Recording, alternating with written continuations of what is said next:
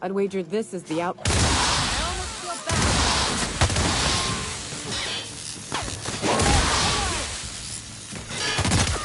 bad. I got another fight in me.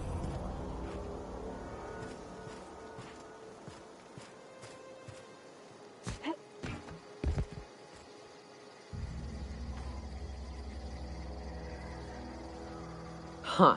Rebecca taught me this once. You can jerry-rig these old locks so as they don't open anymore. But we've only ever done that if we're in a real bind. Here, I'll fix it.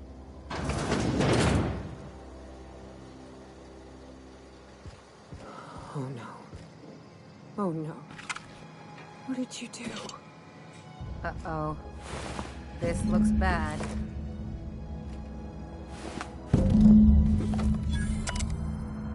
I don't... They were... That bitch! They were all set to abandon us! What would Clara say, huh? Every day she'd ask if we heard from you. And she'd have forgiven you! The kid had a soul that made the sulfur smell like roses! Ugh. At least I know. Ought to have learned by now that getting one's hopes up tends to open them to being dashed across the stars. I hate to say this, but... Clara died thinking her sister was still fighting to get back home. I think I'm glad. If she were still... Yeah, maybe. I'm used to disappointment. She was still so naive as to let it hurt her every time it happened. Only thing left is to take these medallions home, which means figuring out how to bait the Mana Queen out of our old base. The most pissed off I've ever seen a queen was when a foreign species was on her soil. I'd wager the stench of a primal might do the trick. That'd be boring. Half the fun in exploring is the fact that you're on an unknown trail. I've never had the pleasure of hunting primals, but I hear they're all over Scylla. Let's tear a few apart, shall we? I'm sure they've got pheromones. Everything does.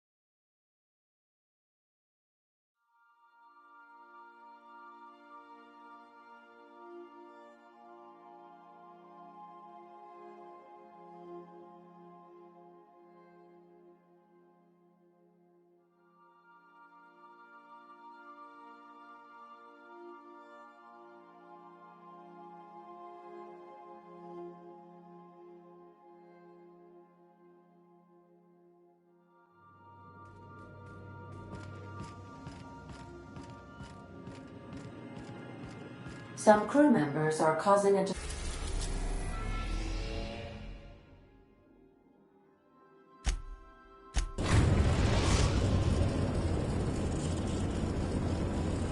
Destination reached. Scylla.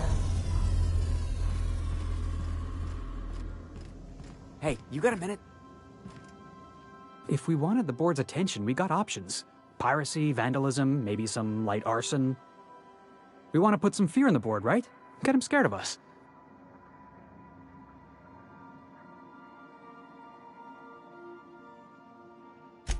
I want to believe you, but the adjutant didn't seem too scared of us. You just got an audience with Sophia Conde. That's the adjutant to the chairman? You sure we should be trusting her?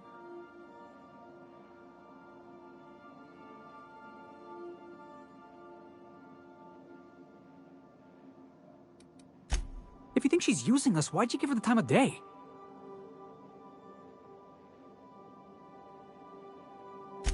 That's cold, boss. I like it. I know we're freelancers and all. We take work where we can find it. but we gotta be vigilant, you know? This is how the board gets you. A job here, an errand there. Before you know it, you're calling him sir and ma'am. I appreciate your time. Let's get back to it.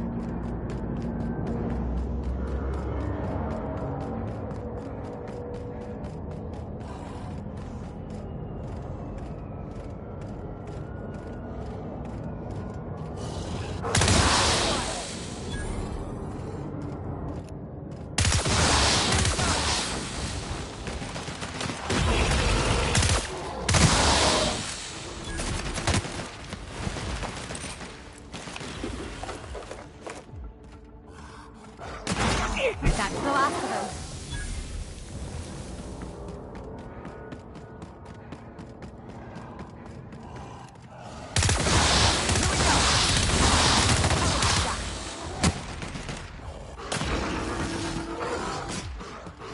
Keep this up and I won't have any new battle scars.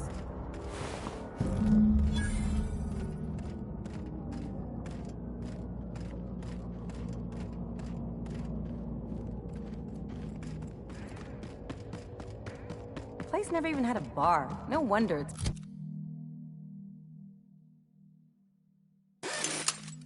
abandoned.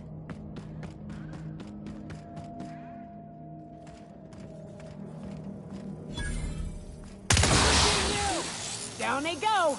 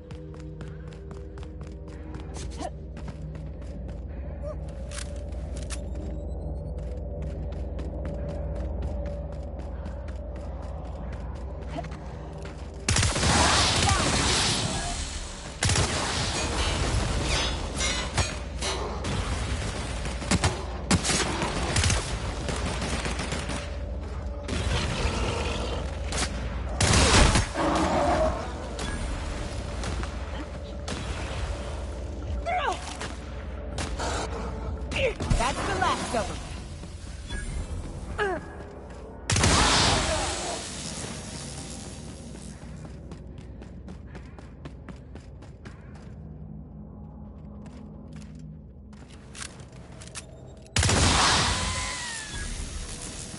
They got the drop on us.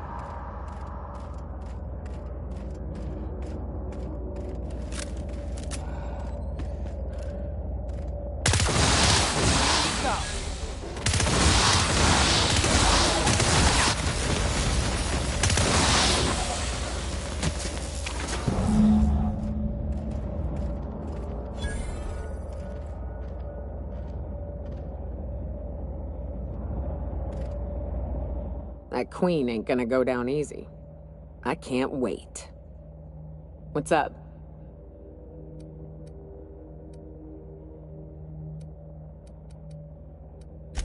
Outstanding. These ought to be enough. Let's get back to Monarch. There's an old base I used to call home. I can get us in the door, but we'll have to shoot our way through the Queen's brood to get to the center. We'll set the bait there. Password to the door is Charon. Hayes' idea. Clara, Hayes, Anders, Rebecca, Opal, Nyoka. Charon. He said it was some old myth. Something about death and all the things we killed. Rest of us just thought it sounded cool, so here we are.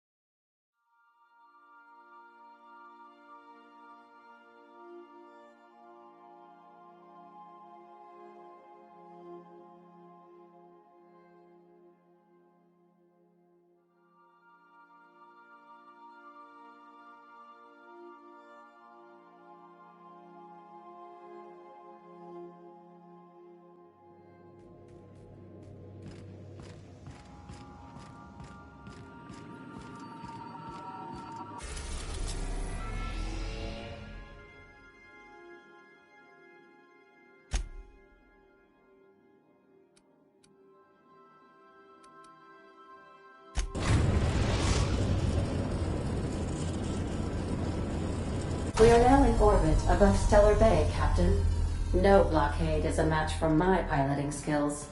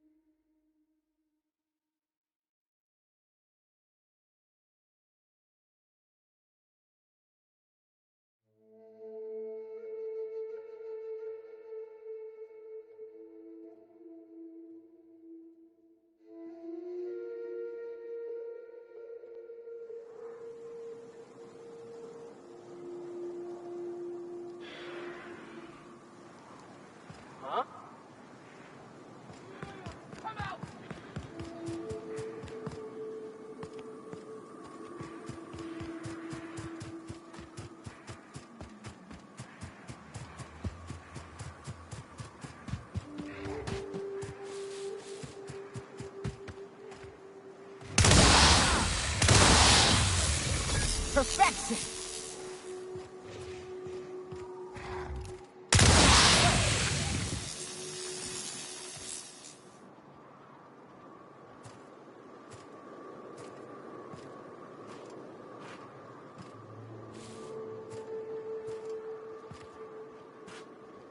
Incoming!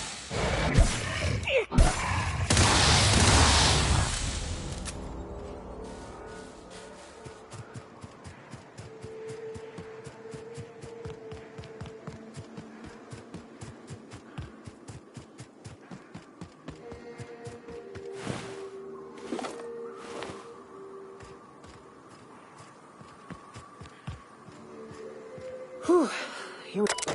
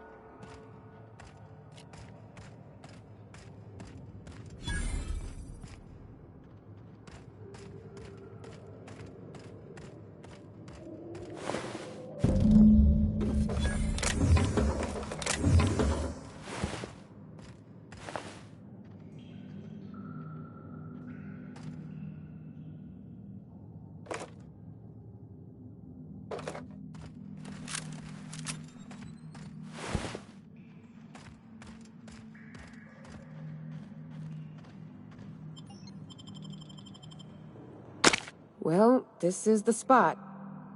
You know, I thought I'd be angry. I thought I'd storm in here in a rage and exterminate all these bugs and everything would be all right in the end. But I ain't. I'm mostly just empty. A little sad, maybe. The first night Hayes and I spent in here, we knew it was home. It's safe. It's got a nice chill to it. But mostly, it doesn't stink of sulfur. Monarch folks often joke about it. Not because of the smell or the grittiness it leaves in your throat. Not because of the headaches or the coughing. It's because there's no escaping it. It's life here, and there ain't anything you can do about it. But here, somehow the sulfur never made it. The nights we spent in here felt like vacations. So we started building. We hauled in steel, hired sublight folk to help. That's how we met Anders and Opal. They stuck around after our contract was up. Opal liked camping. Anders liked chasing her tail. 4 of us for a while, scraping together what bits we could to build our home. Then came Rebecca, a sawbones out of the Cascadia survivors, who took a kindness to Hayes. And Clara, her little sister. I'll admit I wasn't keen on taking her on at first. More like attached at the hip to her older sister. Got a kind of strength between them, I suppose. She had a head for numbers, helped us trade hides for food and materials, negotiated contracts. Turned out to be mighty useful. Clara, Hayes, Anders, Rebecca, Opal, and me. Here they come!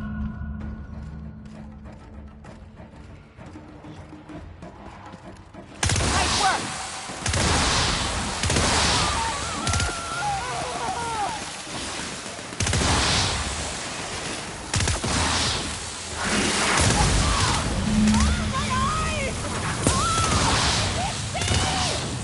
Everyone all right?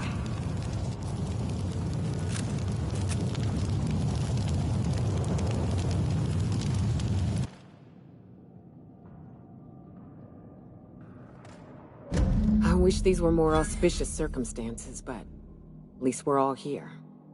This bringing them together, burying them. This is the kind of thing Hayes would have done. That makes it stupid. By all accounts, we should have left well enough alone, but that also makes it right. Captain, thank you.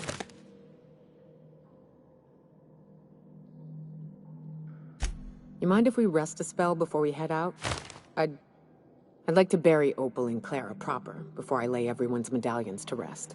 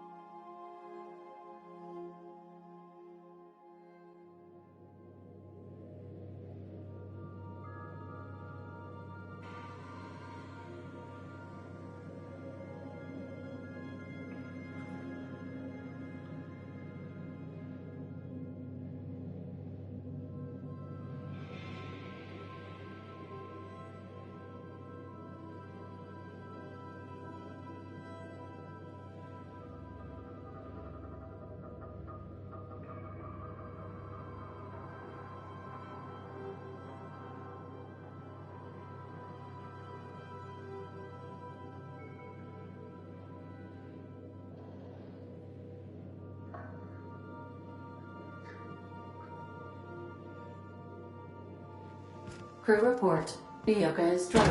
Surprise.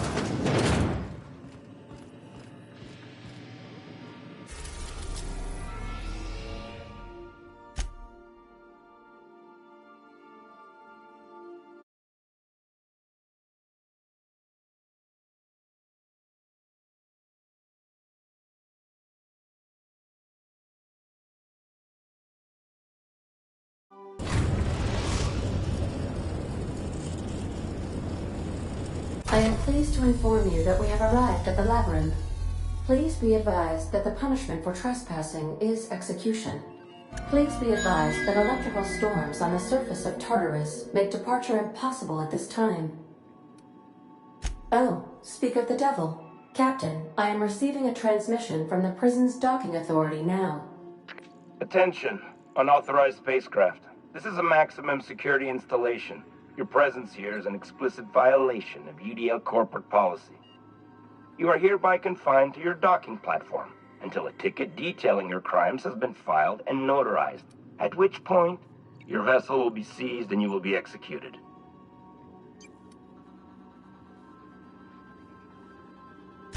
Your ship is not permitted to leave until you remit payment for your fines and submit yourself to execution. Only after your smoking corpse is thrown from an airlock will we lift the lockdown on your spacecraft. Captain, I would not recommend this course of action.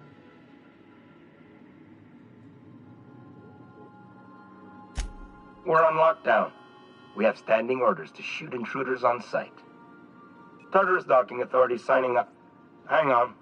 Looks like you're gonna have company at the execution. Another ship just pulled into your dock. Wait, is that from the Groundbreaker? What the? Pay no mind to that. Just have a pleasant day. Transmission terminated. How can I be of assistance? Take care. I require a functioning captain to run the ship.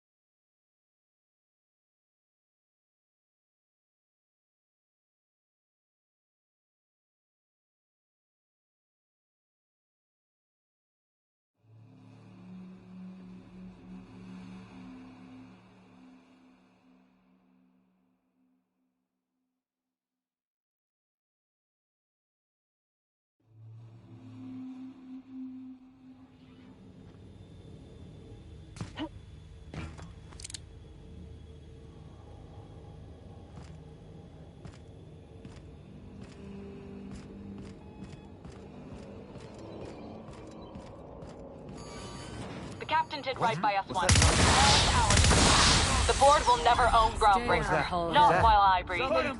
Push on, Mardak. Stay down, Hullhead. Groundbreaker doesn't. Show him how it's done! Wasting my time.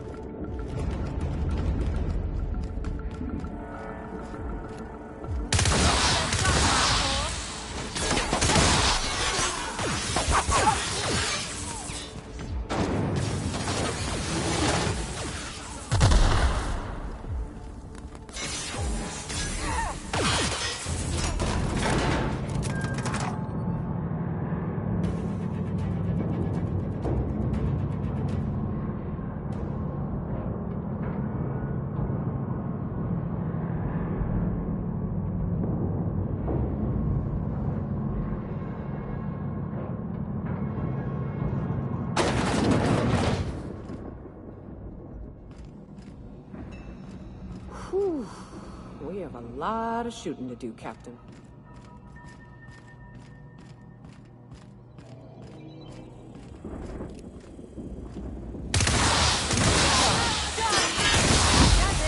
Time for a drink?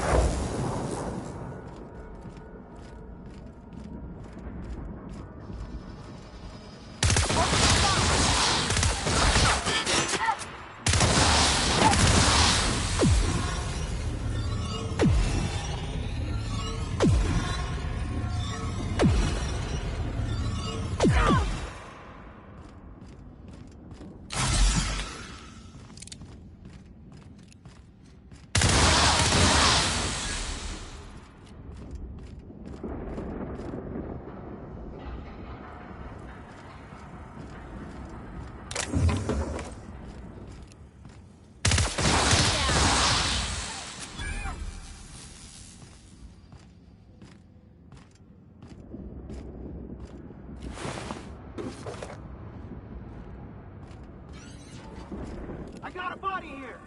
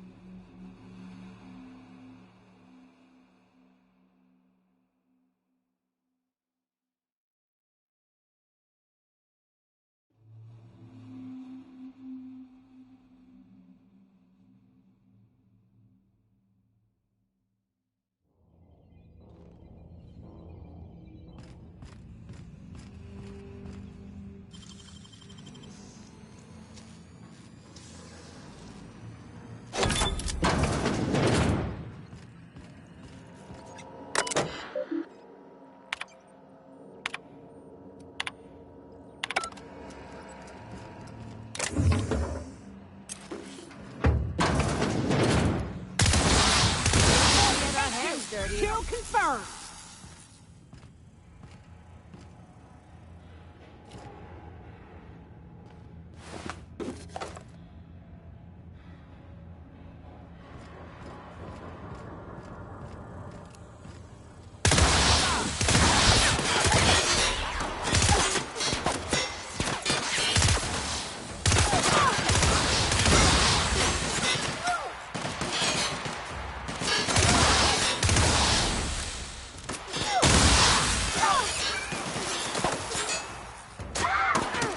That's the last of them.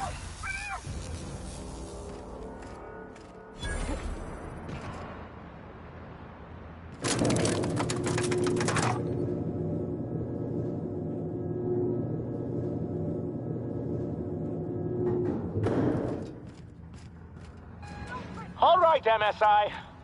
I'm not one for rousing speeches, but the captain needs our help. So, get in there and...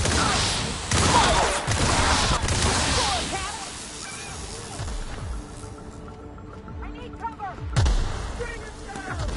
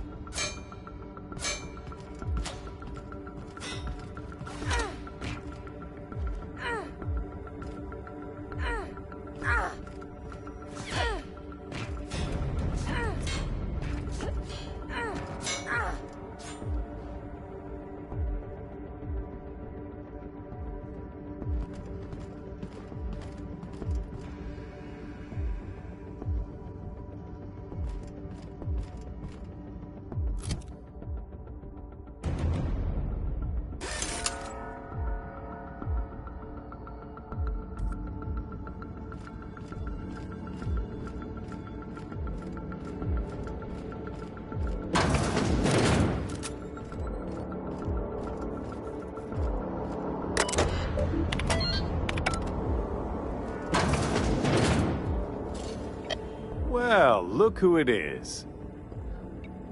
I'll be damned. I was prepping the studio for our announcement, and here you are as a bonus. Ah, and the wayward doctor. Are you about done with your escapades? We have faces that need lifting, after all. These days, I'm more interested in breaking them. Wouldn't mind taking a swing at yours. Ah, I knew I smelled Monarch when you lot walked in. The stench of sulfur, depression, and desperate bravado is unmistakable. Keep talking, you'll be smelling iron. Ain't nobody so important I won't put a bullet in him. When you go off and get yourself shot, my word! You've correctly identified the most recognizable man in the colony. Remarkable. It's a wonder what Phineas saw in you. Then again, he's an insane person. Thank...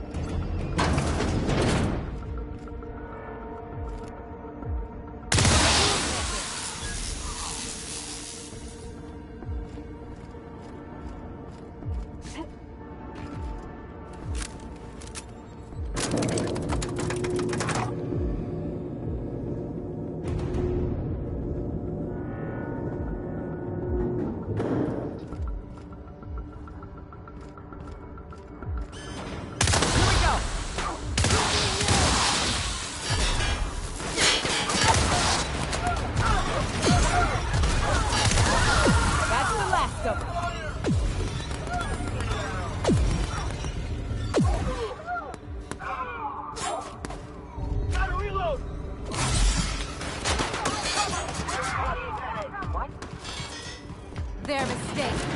This is nice. Calm before the storm and all that. Hope you're right about this, Captain.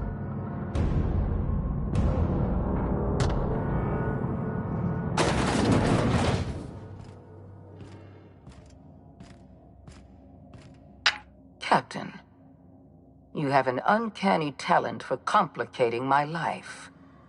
You've disrupted the balance of power. You've upset the natural order of things.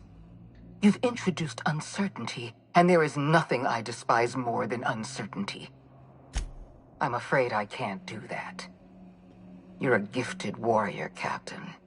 You've made your talent for combat abundantly clear. For all your talents, you are the enemy of Halcyon, and therefore you are my enemy. Dr. Wells is being held in my custody. His cooperation will prove invaluable, even if I have to beat it out of him. All that's left to do is put down this riot, arrest you, and then get on with... Well, that's mostly correct. You're not leaving here at all. I wish you'd simply cooperated with me. You're the finest marksman in Halcyon. I had a feeling you'd say that. This prison is equipped with an automechanical warden. I've had it programmed to eliminate you on sight and rinse your remains down a drain. And don't worry. I will inform Dr. Wells that you died heroically, or something.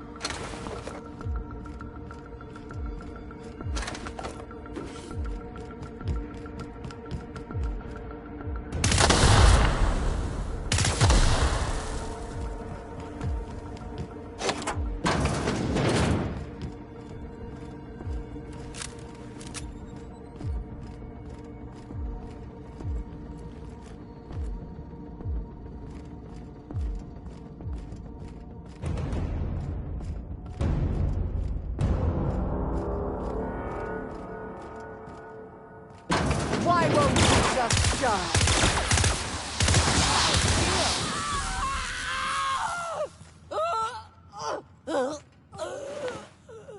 Get me out of here!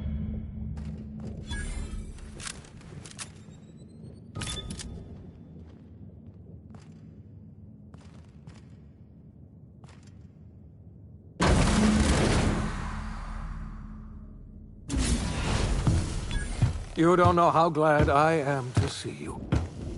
You did the right thing. Akande was a monster. Her death was much deserved, and long overdue. And you lunatic, you broke into the board's own fortress just to rescue one doddering old man.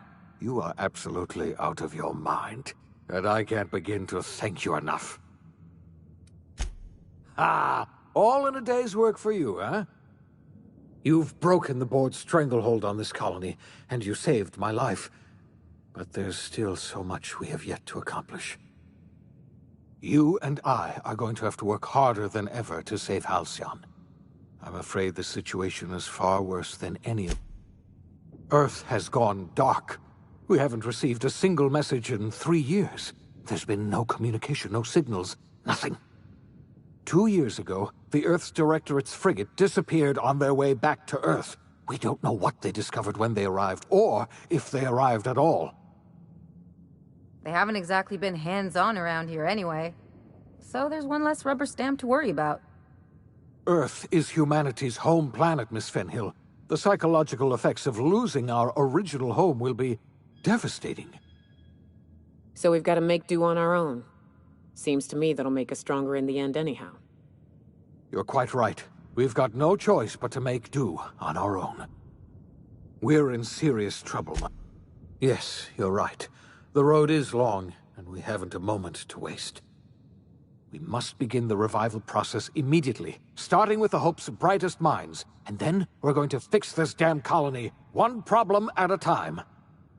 We're going to need a leader, and I can't imagine a better person for the job than you. What do you say, old friend? Will you... I can't tell you how glad I am to hear that. When I revived you, I thought we were going to save this colony all by ourselves, but I was wrong. We can't save Halcyon on our own.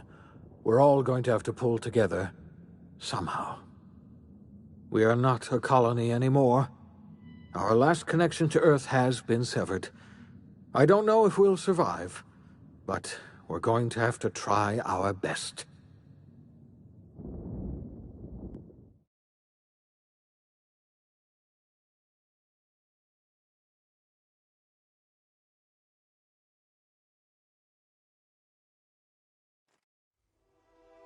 The OSI teaches that everything in the universe happens according to the grand plan. But the stranger that arrived in Halcyon was an unplanned variable.